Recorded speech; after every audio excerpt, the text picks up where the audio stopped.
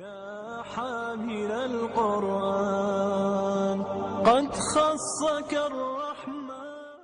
رات کے وقت کالی بلی کی چیخ اور آواز یا کتے کے بھونکنے کی آواز بہت ڈسٹرب کرتی.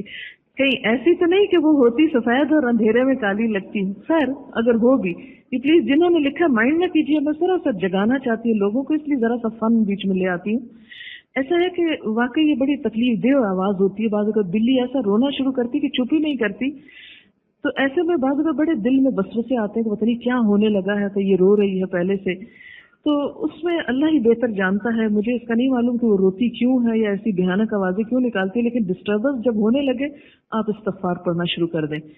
ایسے موقعوں پر استغفار اور لا حول ولا قوت پڑھنا بہت ضروری ہے، کیونکہ اس کا فائدہ یہ ہوتا ہے کہ جب انسان استغفار کرتا ہے تو اللہ تعالیٰ ہر غم اور دکھ سے نکلنے کا راستہ بنا دیتے ہیں. اگر وہ کسی ایسی وجہ سے رو رہی کوئی تکلیف، بعض اوقات جانور بیفور ٹائم کچھ چیزیں فیل کر جاتے ہیں، ان کو وہ کچھ نظر آ رہا ہوتا ہے شاید جو ہمیں نہیں نظر آ رہا ہوتا، تو بھی استغفار اور یا حیو یا قیوم برحمتک استغیث جو ہے آپ کو انشاءاللہ فائدہ دے گا.